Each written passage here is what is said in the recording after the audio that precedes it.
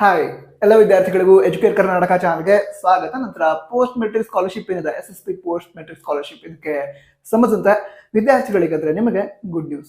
ವಿಡಿಯೋನ ಲೈಕ್ ಮಾಡಿ. ನಂತರ ನಿಮಗೆ ಎಂಜಿನಿಯರಿಂಗ್ ಜಾಯ್ನ್ ಆಗಿದ್ರೆ, ಇದೇ ವರ್ಷ ಎಂಜಿನಿಯರಿಂಗ್ ಅಥವಾ MBBS ರೀತಿ ಕೋರ್ಸ್ ಜಾಯ್ನ್ ಆಗಿದ್ದಿದ್ರೆ ಕಾಲೇಜಸ್ ಹೇಗೆ ನಡೀತಾ ಇದೆ, ಕ್ಲಾಸಸ್ ಹೇಗೆ ಆಗ್ತಾ ಇದೆ, ನಿಮ್ಮ ಲೈಫ್ ಹೇಗಿದೆ, ಇದನ್ನೊಮ್ಮೆ ಕಮೆಂಟ್ ಮಾಡಿ ತಿಳಿಸಿ.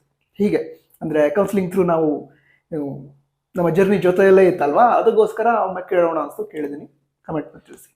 ಸರಿ, ಈಗ ವಿಷಯ ತಿಳ್ಕೊಳ್ತಾ ಹೋಗೋದಾದ್ರೆ, ಬ್ಯಾಕ್ವರ್ಡ್ ಕ್ಲಾಸ್ ಡಿಪಾರ್ಟ್ಮೆಂಟ್ನಿಂದ ಏನು ಸ್ಕಾಲರ್ಶಿಪ್ ಅನ್ನು ನೀಡ್ತಾರೆ, food and accommodation scholarship, fee concession scholarship. So ಈ ಎಲ್ಲ ಸ್ಕಾಲರ್ಶಿಪ್ಗೆ ಅಪ್ಲೈ ಮಾಡೋದಕ್ಕೆ ಲಾಸ್ಟ್ ಡೇಟ್ ಅಕ್ಟೋಬರ್ 31, 2025 ಅಂತ ತಿಳಿಸಿದ್ದಾರೆ. ಓಕೆನಾ?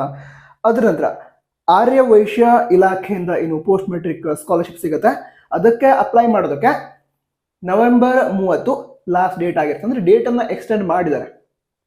ಅದರ ಜೊತೆಗೇನೆ ಈಗ ಟೆಕ್ನಿಕಲ್ ಎಜುಕೇಷನ್ ಏನಿರುತ್ತೆ, ತಾಂತ್ರಿಕ ಇಲಾಖೆ ಅಂತ ಕರಿತೀವಿ ನಾವು ಕನ್ನಡದಲ್ಲಿ, ಸೊ ಅದರ ಅಂಡರ್ ಕೂಡ ಸ್ಟಡಿ ಮಾಡ್ತಿರುವಂತಹ ವಿದ್ಯಾರ್ಥಿಗಳಿಗೆ ಸ್ಕಾಲರ್ಶಿಪ್ಗೆ ಅಪ್ಲೈ ಮಾಡೋದಕ್ಕೆ ನವೆಂಬರ್ 30 ಲಾಸ್ಟ್ ಡೇಟ್ ಆಗಿರುತ್ತೆ.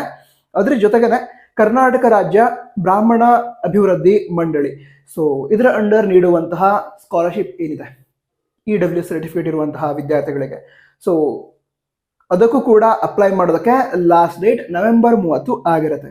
ನಂತರ ಮೈನಾರಿಟಿ ವಿದ್ಯಾರ್ಥಿಗಳು ಕೂಡ ಈ ಪೋಸ್ಟ್ ಮೆಟ್ರಿಕ್ ಸ್ಕಾಲರ್ಶಿಪ್ಗೆ ಅಪ್ಲೈ ಮಾಡೋದಕ್ಕೆ ಲಾಸ್ಟ್ ಡೇಟ್ ನವೆಂಬರ್ 30.